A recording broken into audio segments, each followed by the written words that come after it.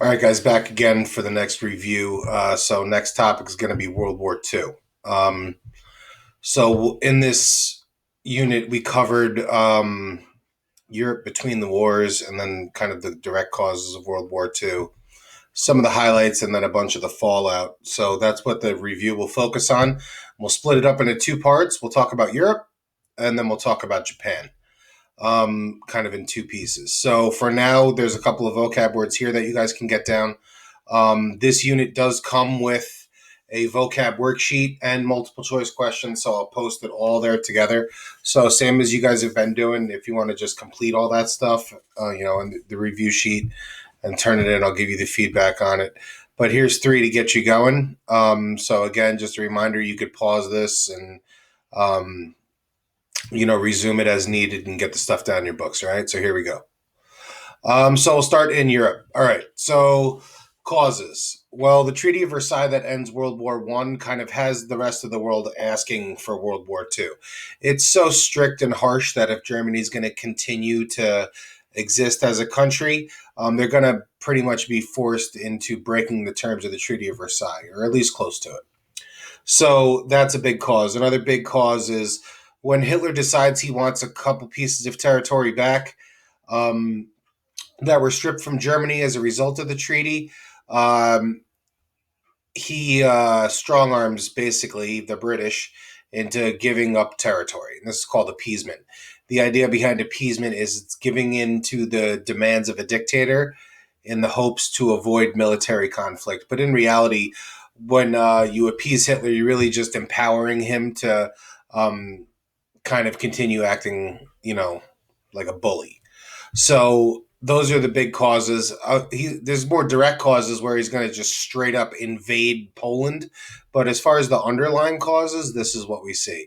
The other thing to know about Europe, and the Regents has asked about this in the past, is the idea of the geography and the plains of northern Europe being flat, and they allow for the effective use of tanks. This is the idea of blitzkrieg. Um, some of the other things we take away from Europe, we don't really need to know too much. We went over D Day and so on and so forth, and now that's a turning point. But the other thing, the other big thing is the Holocaust. Hitler's attempt to eliminate the Jewish population in Europe. And it's not in red, but we say here that it's fueled by distorted views on eugenics and nationalism. So that's kind of where he gets these ideas from. Uh, Hitler's anti-Semitism is well documented. Um, we see it, as far back as when he's writing Mein Kampf while he's in jail, in between the wars, and his rise to power in the early 30s. So it's evident for a long time. Uh, I think you guys pretty much know the deal with the Holocaust. Somewhere in the neighborhood of 8 million Jews are eliminated, and the United States and the rest of the Allies kind of learn the weight of the situation as they continue marching across Europe towards Berlin. Results: Europe is destroyed, needs to be rebuilt. We'll talk about that when we get to the Cold War, how that's going to happen. This gives birth to the Cold War. So this gives birth to kind of the U.S. versus USSR for the next 50 years or so. Um, and the other big one is the Nuremberg trials and then human rights charters against genocide. So after we learn about the Holocaust, we prosecute all of the Nazi leadership for crimes against humanity. We execute a bunch of them, jail a bunch of them, a couple of them were actually acquitted. But this gives birth to the idea of international law and criminal court. So that's kind of a big impact there. So for Japan, and this goes a lot quicker, Japan's trying to expand their empire. That's their whole deal.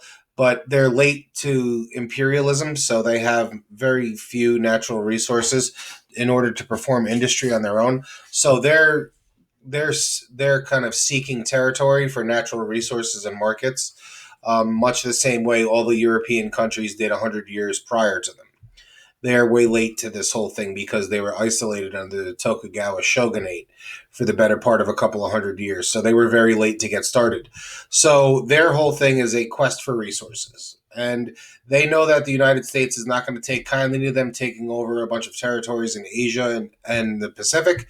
So they decide to preemptively, kind of before the U.S. has a chance to do anything, bomb Pearl Harbor. And they do that, they cripple a large portion of the United States naval fleet, and this allows them to kind of start steamrolling over these little islands in the Pacific, marching towards, Hawaii itself eventually, getting in the neighborhood there.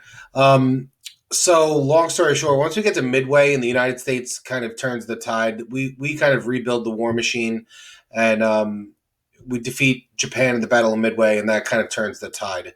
So momentum changes in the favor of the United States and the Allies once we win the Battle of Midway. Big takeaway: the atomic bomb. We're going to drop 2 atomic bombs on Japan, and they're going to surrender. Um, Obviously, we could talk at great length about the atomic bomb, but you guys did an essay on it. Was dropping the bomb a good idea or a bad idea, etc. So I feel like we've done a pretty good job going over that.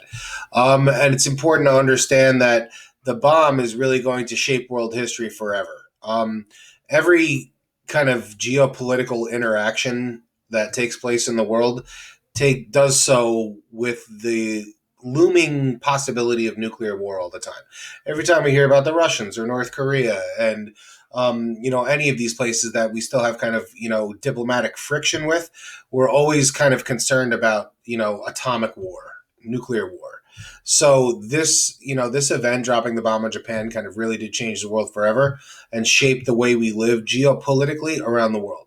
So it's important to understand that. So those are the big major takeaways. Again, look, that's the whole unit in, 6, 7 minutes, whatever it is. But we know that, there's a lot more, but these are the big takeaways. So make sure you get all this stuff in your notebooks.